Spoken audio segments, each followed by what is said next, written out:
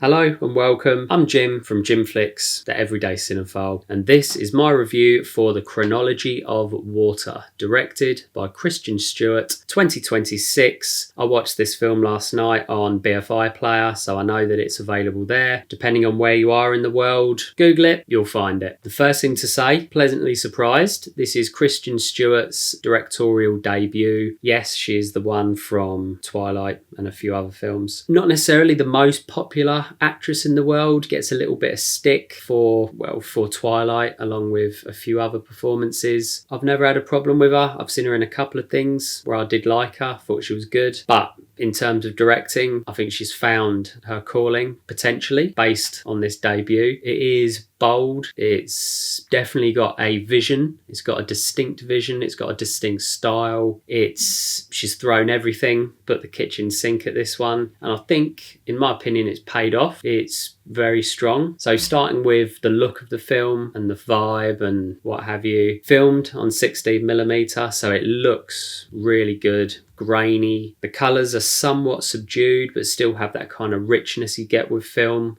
It looks great. It's really, the one thing I felt was it's really tactile. It's very, you feel the film, if that makes sense. It's kind of dark, kind of gritty, but with an energy at the same time. It's not depressing, but it isn't exactly what you would class as like an easy watch in terms of the style of the actual film, the way that there's a lot of cutting, a lot of like quick flashbacks and things like that. The title, Chronology of Water, the film does kind of have a fluid, dreamlike kind of element to it, which I think is great, works really well. The one thing that really stood out to me was the way that the presentation of the film does seem to represent the character's mindset. So there's lots of kind of erratic cutting and lots of flashbacks at different moments. There'll be a particular moment, for example, in the film. And by the way, I'm going to do my best not to spoil the film. This is going to be hopefully a spoiler-free review to the best of my ability anyway. We'll see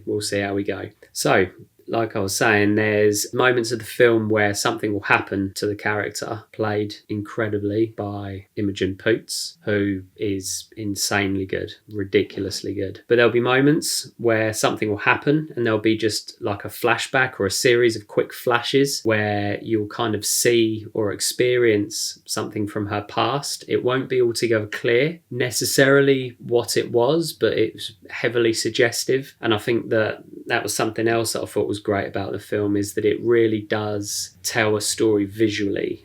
For the first 30 minutes, there's not a great deal of dialogue. It's very kind of pulled back in terms of dialogue and narrative. You're getting to know the character and you're sort of getting into the story very visually and through your experience with the film, if that makes sense. It's not laying everything out for you through exposition. It's kind of it's very visual. And one thing that I thought was great, one little side note, was you're getting to know the character and her relationship with her father, which I'm not going to spoil for you. I'm not going to explain what that relationship is, but the film heavily implies an issue between the two, let's say. And Imogen Poot, her character, doesn't have much dialogue with her father through the first 20 minutes, half an hour of the film. That relationship is kind of built up through visual elements, these flashbacks, a lot of cutting between scenes and timelines. It's done really, really well. And then there's a moment where she kind of explodes and it's like a release and an important turning moment in the film. And it's then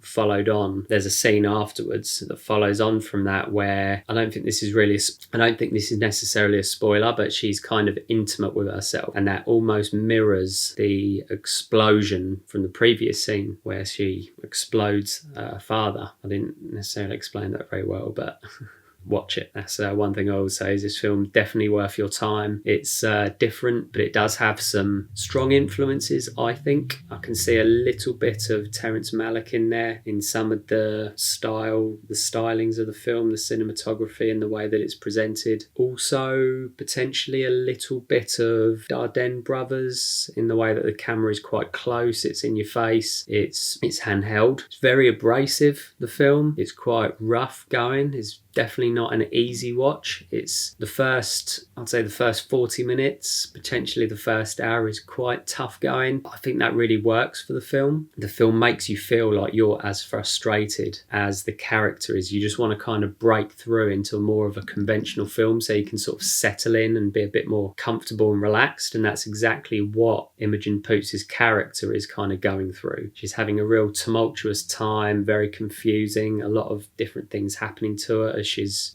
maturing. And you feel that through the way that the film is presented, which, as far as I'm concerned, is what a director should be doing in telling a story, an auteur director. The film has to gel. The music, the sound design, the cinematography has to kind of be birthed out of the screenplay, and it all has to fit together and work as one entire whole. A bit like a dish. I cook. If you've ever cooked, you know that you're combining lots of different elements that need to all work together to give you this perfect creation.